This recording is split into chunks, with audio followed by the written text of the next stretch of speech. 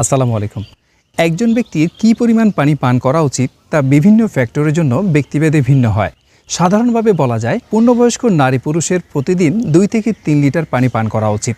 তবে দিনে কতটুকু পানি পান করতে হবে তা নির্ভর করবে মূলত আবহাওয়া, শারীরিক শ্রম ও ওজনের উপর। এবার কথা বলা যাক পানির নিয়ম সম্পর্কে। অতিরিক্ত পানি পান করলে ক্লান্তি এবং মাথা ব্যথার মতো উপসর্গ দেখা দিতে পারে। ইলেকট্রোলাইটগুলো পাতলা হয়ে যায় বলে শরীরে সোডিয়ামের পরিমাণ কমে যায়। শরীরে সোডিয়ামের পরিমাণ হ্রাস বা বৃদ্ধি অনেক ক্ষতিকর। এতে দুর্বলতা, খিঁচুনি এবং অজ্ঞান হয়ে যাওয়ার মতো পরিস্থিতি তৈরি হয়।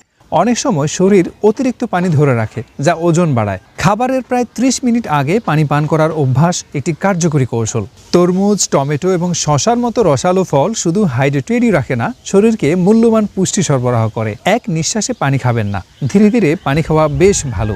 পানি বসে খান। খাবার মাঝখানে পানি পান করা থেকে বিরত থাকুন। ঠান্ডা পানি না খেয়ে কুসুম গরম পানি খান।